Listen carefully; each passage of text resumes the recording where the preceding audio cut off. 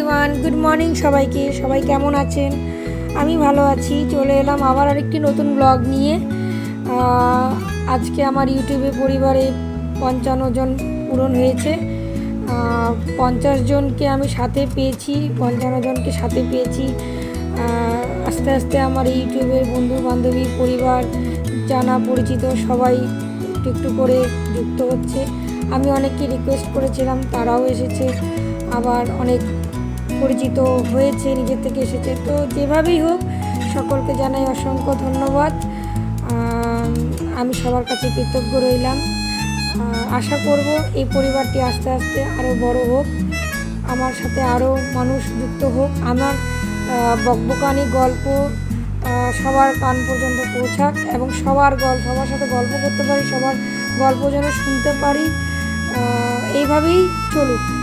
তো আজকে দিনটি সকালবেলা শুরু করলাম ঠাকুর পুজো দিয়ে, স্নান পুজো করে নিলাম। যেহেতু আমি খুব সকালে উঠি, তো আজকে সকালে উঠে একটু হাঁটতে গেছিলাম, অল্প একটু বাড়ির সামনে পায়চারি করেছিলাম।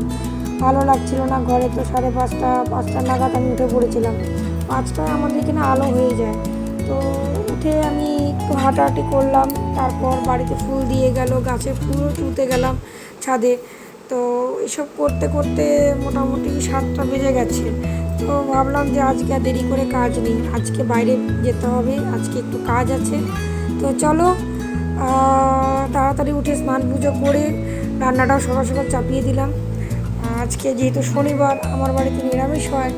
তো আমার শাশুড়ি মা খান না, কিন্তু আমি এবং আমার হাজব্যান্ড থাকলে আমাদের কোনো ব্যাপার না, আমাদের সব দিনই এক, আমাদের নিরামিষ আমিষ বলে কোনো ব্যাপার নেই।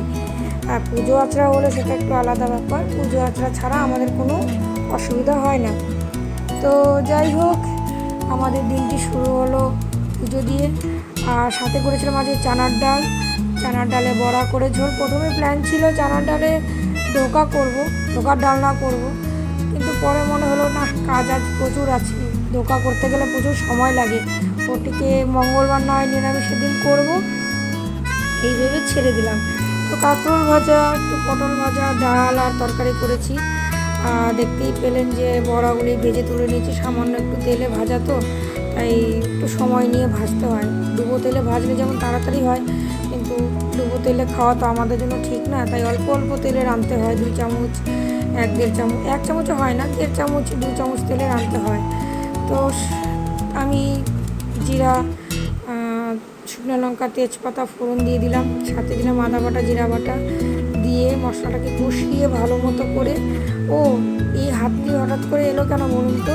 ক্যামেরাতে না জল আর তেল ছিটছিল, তো আমি একটু মুছবার জন্য হাত দিয়েছিলাম, আর কিছু মনে করবেন না। তো মশলাটিকে কষাতে দিলাম, বেশ কিছুক্ষণ ধরে কষিয়ে ভালো করে একটু আলু দিয়ে দিলাম, লবণ হলুদ দিয়েছিলাম, যেটা দিতে আমি পরের দিকে মনে পড়েছিল, প্রথম দিকে তো আমি দিইনি, পরের দিকে দিয়েছিলাম মশলা কষানোর সময়। তো ব্যাস শুরু হয়ে গেল চলছে রান্না। ডাল যেহেতু আগে সিদ্ধ করে নিয়েছি, তো ভেবেছিলাম ডালটি একটু কাজু কিশমিশ দিয়ে করবো ভালো করে, নারকেল দিয়ে, কিন্তু আমার শাশুড়ির মতো নারকেল খেতে পারেন না, উনি নারকেল খেলে ওনার পেট ব্যথা হয়। তো আমি যখন ইডলি বা অন্য কিছু করি, তখন নারকেলের চাটনি উনি খেতে পারেন না। তো যাই হোক, সে কারণে আমার বাড়িতে এখন বর্তমানে নারকেল ছাড়াই রান্না হয়। তো চিংড়ি মালাইকারি যেমন করতে পারি না, কারণ ওতে তো নারকেলের দুধের প্রয়োজন হয়, তো দিলে ভালো লাগে খেতে। তো আমার আর অন্য কোনোভাবে করা যায় কি না চিংড়ি মালাইকারি, সেটা আমার জানা নেই। আপনাদের যদি জানা থাকে অবশ্যই জানাবেন। কালকে যেহেতু একটু বিশেষ দিন, আমার জন্মদিন আছে, তাই আজকে রান্নাবাড়ি একটু সিম্পলই করলাম, কারণ কালকে হেভি খাওয়া দাওয়া হবে। তো চেষ্টা করছি যে যাতে আজকে একটু হালকা খাওয়া যায়। তো পাতলা ডাল করেছিলাম, সেখানে একটু জিরে গুঁড়ো, আদা ছেঁচে দিয়েছিলাম, দিয়ে ডালটা ফোড়ন দিয়েছিলাম, গোটা জিরা তেজপাতা দিয়ে ফোড়ন দিয়ে ডালটি করে ফেলেছি দমাদম। আর রান্নার ব্লগ করতে পারিনি, কারণ ক্যামেরাতে বারবার ছিটছিল, তো একটু অসুবিধাই হচ্ছিল। তো ভাবলাম যে থাক, আর করে কাজ নেই। তো ব্যাস চলছে। আমাদের এদিকে আপাতত তো ওয়েদারটা একটু ভালো আছে, গরমটা একটু কমেছে। যে গরম পড়েছিল, মানে বাবা বাইরে যাওয়া যেত না, তো আপনাদের কে কোথা থেকে দেখছেন আমাকে জানাবেন। আপনাদের ওদিকে কেমন ওয়েদার? শুনলাম তো কালকে থেকে নাকি প্রচণ্ড বৃষ্টি হওয়ার সম্ভাবনা আছে, তো দেখা যাক কি হয়, এখনও তো বলা মুশকিল। তো যাই হোক, দেখতে দেখতে আমার রান্নাটিও কমপ্লিট হয়ে এসছে। বক বক বক বক করতে করতে আমার রান্নাটিও কমপ্লিট হয়ে গেল। আর কি, আপনারা আজকে শনিবার দিন কী রান্না করেছেন আমায় জানাবেন। আজ বাড়িতে একটু আমি মিষ্টি এনেছিলাম। প্রথমে ভেবেছিলাম যে ছোটো করে কেক নিয়ে আসি, পেস্ট্রি কেক বা ছোটো কোনো কেক নিয়ে আসি। পরে ভাবলাম যে না, আমার বাড়িতে যেহেতু সুগারের রোগী আছে তাই ওনাকে আমি দিতে পারি না, তো সেই কারণে অল্প মিষ্টি নিয়ে এসেছিলাম, ঠাকুরকে দিয়েছিলাম মিষ্টি খেতে। যে আজকে আমার ছোট্ট একটু পরিবার একটু একটু করে আগাচ্ছে, এই যে কি আনন্দ, কতটা ভালো লাগে সবাই যদি যুক্ত হয় গল্প গুজব করতে। সবাই আমার ভিডিও দেখে, আমাকে একটু একটু করে চেনার চেষ্টা করছে, সবাই আমাকে চেনে, আমিও মানুষকে চেনার চেষ্টা করছি। এটি যে কতটা ভালো লাগে সত্যি তা বলে বোঝানোর নয়। তো যাই হোক, শুরু করলাম রান্না। অলমোস্ট হয়েও গেছে, ভাজাগুলো একপাশে চাপিয়ে দিয়েছিলাম, সেটা ভিডিও করিনি। ভাজা মোটামুটি হয়ে যাচ্ছে। এবার এটিকে ঘি আর গরম মশলা দিয়ে একটু শুকিয়ে নামিয়ে দিতে হবে। এতটি হয়েছিল, কিন্তু একা এতটি খাওয়া পসিবল ছিল না, তো আধা আমি আমার পুনামের বাড়িতে পাঠিয়েছিলাম। এরপর দুপুরে একটু ন্যাপ নিয়ে চলে গেলাম বাইরে। শাশুড়ি মা আমায় গিফট করেছেন দুটো শাড়ি, তো সেই কারণে আমি শাড়ি দেখতে গেছিলাম।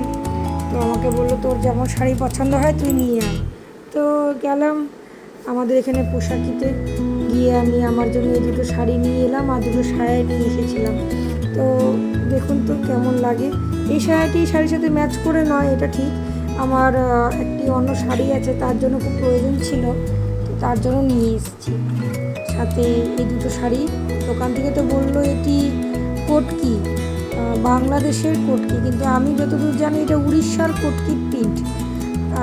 কিন্তু শাড়িটি মানে খুব পাতলা, খুব সফট ছিল, শাড়িটি ভীষণ ভীষণ ভালো লাগলো। আর এই শাড়িটি আমাকে দিয়েছে আমার শাশুড়ি মা আমার জন্মদিন উপলক্ষে। আমি কালার চয়েস করে এনেছি, দেখুন তো কেমন হয়েছে। এটি হচ্ছে আঁচল আর ভেতরের পিসটি হচ্ছে ব্লাউজ। তো আমার কাছে এই কালারটি ছিল না, তো ভাবলাম নিয়ে নিই, কী আছে। তো উনি এত করে দিলেন, বললো যা তুই যেটা পছন্দ হয় তুই কিনে আন। তো আমার এটা পছন্দ হলো, আমি নিয়ে এলাম দুটো শাড়ি, দুটো সায়া, আর সাথে কালামায় দিয়েছিল আমার হাজবেন্ড, দেখিয়েছেন যে আমাকে কুর্তি গিফট করেছে, আর সাথে আমাকে একটি লিপস্টিক দিয়েছে, এবং আমি নিজেকে নিজে একটি লেহেঙ্গা গিফট করেছিলাম। বাবা মা থাকলে হয়তো আরও অনেক কিছু দিত, তাই বাবা মা নেই, তাই বাবা মার জায়গায় আমি এখন নিজেকে ছোটোখাটো টুকটাক একটা কিছু দিই। ভালো লাগে, তাদের আশীর্বাদ মাথার উপর থাকুক, তাদের সঙ্গ আমার সাথে থাকুক সারা জীবন। তারা সাথে নেই তো কী হয়েছে, কিন্তু মাথায় আশীর্বাদ থাকাটা খুব প্রয়োজন।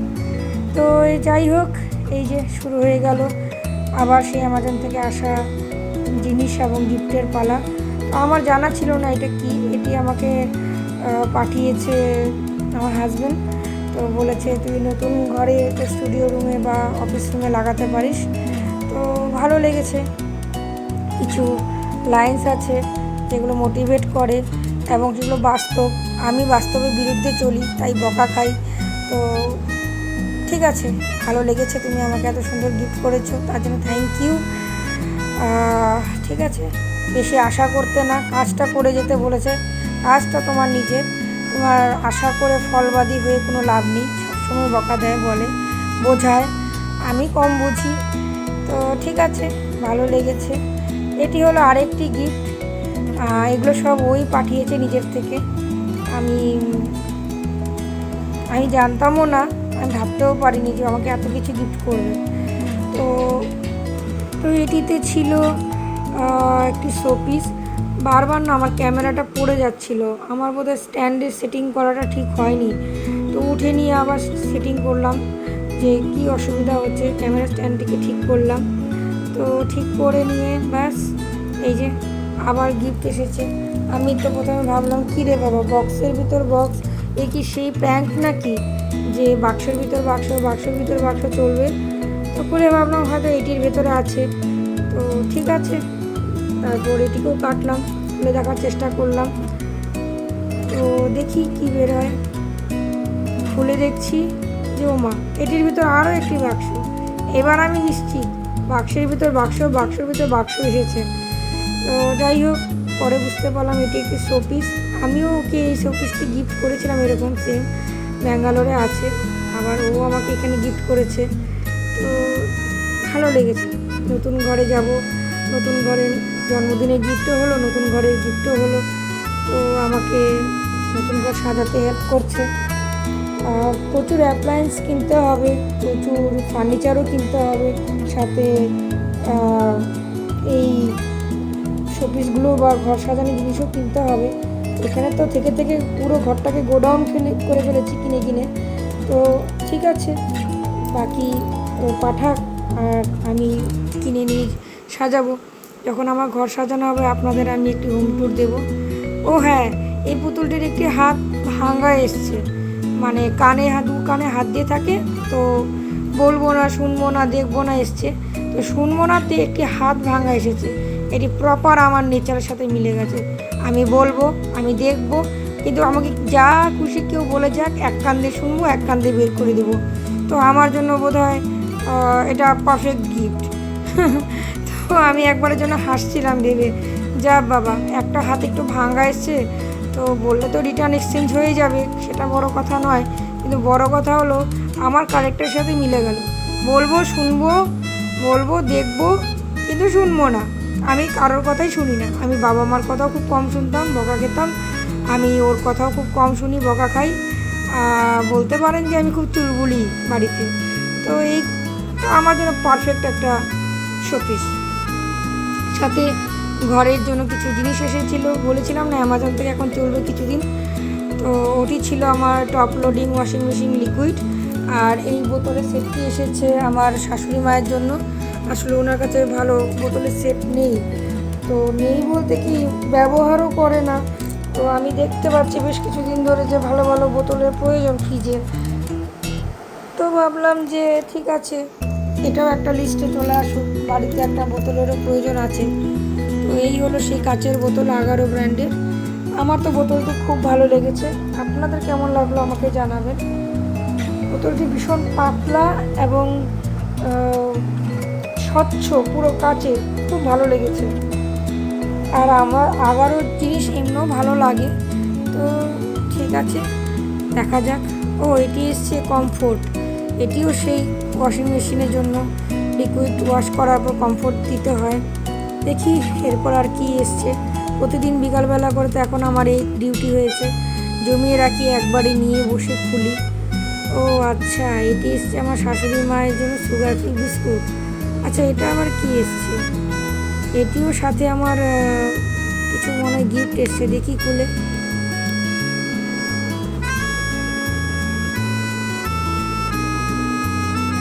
ও এটি এসেছে গণেশ ঠাকুরের মুখ। এটি বোধহয়, হ্যাঁ, এটি আমি ওকে ফোন করে শুনলাম, ও আমায় বললো তোর ঘরে এন্ট্রান্সে লাগাবে। তো দেখুন, দেখতে কি সুন্দর লাগছে, তাই না? এটি আমার ঘরে অবশ্যই অবশ্যই লাগাবো আমি। তো এটি হলো আমার ঘরের মেন গেটে, এন্ট্রান্সের গেটের উপরে লাগানো থাকবে আমার গনু বাবার ছবি। সাথে এটি আমার শাশুড়ি মায়ের সুগার ফ্রি বিস্কুট। ও হ্যাঁ, আমি সাথে টিভিও দেখছিলাম, এই কারণে আমি একটু রিমোট নিয়ে ব্যস্ত হয়ে পড়েছিলাম। আমি শনি রবিবার করে একটি রিয়েলিটি শো দেখি, তো সেটা টাইমও হয়ে যাচ্ছিল। আর এটি এসেছিলো আমার শাশুড়ি মায়ের জন্য সুগার ফ্রি লাড্ডু। যেহেতু ওনার সুগার আছে, তাই উনি সুগারের মানে প্রোডাক্ট কিছু খেতে পারেন না, চিনি, দুধ এসব খেতে পারেন না। তো এটা ওনার জন্য সুগার ফ্রি লাড্ডু এসেছিলো। এগুলো ব্যাঙ্গালোরেই পাওয়া যায়, এগুলো এদিকে পাওয়া যায় না। যত সমস্যা আমাদের এদিকে এখনও কিছু পাওয়া যায় না। ব্যাঙ্গালোর, দিল্লি, কলকাতা এইসব জায়গায় খুব সুন্দর পাওয়া যায়। এটি আমার শাশুড়ি মায়ের পুজোর গঙ্গা জলের ওয়াইপস। তো উনি পুজোতে এই ওয়াইপসটি ব্যবহার করেন ঠাকুরকে মোছানোর জন্য, স্নান করানোর জন্য। আর এটি দেখে তো আমি পুরো অবাক। আমার এই গিফটটি খুব ভালো লেগেছিল। থ্যাংক ইউ সো মাচ তোমাকে।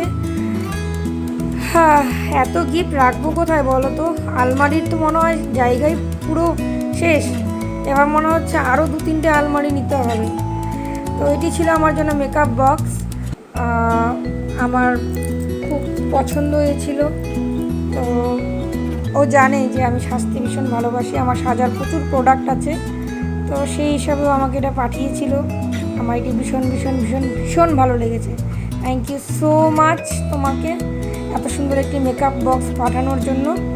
এবং আপনাদেরকেও আমি মেকআপ বক্সটি আমার যা যা মেকআপ প্রোডাক্ট আছে তা দিয়ে সাজিয়ে একদিন আপনাদেরকে দেখাবো। আমারও ইচ্ছে আছে আপনাদের সাথে শেয়ার করার। প্রচুর মেকআপ প্রোডাক্টস আছে, আমি একা একা সাজি কোথাও গেলে। আমার সাধারণত পার্লারের প্রয়োজন হয় না মেকআপ করার ক্ষেত্রে, কারণ আমি পার্লারের কিছু কিছু কাজ পারি। তো আমার থেকেও আরও ভালো পারে একজন আছে, যে শাড়ি পরাতে ভীষণ ভালো পারে, চুল বাঁধতে পারে। কিন্তু আমার চুল যেহেতু অল্প, সেটা আমার বেশি চুল নেই। তো শাড়ি পরা, চুল বাঁধার জন্য পুনাম আছে, বাকি মেকআপ করতে আমি পারি। তো এই ছিল আজকে সারাদিনের ব্লগটি ভালো লাগলে লাইক, শেয়ার, কমেন্ট করার অনুরোধ রইল। তবে আজ আসি।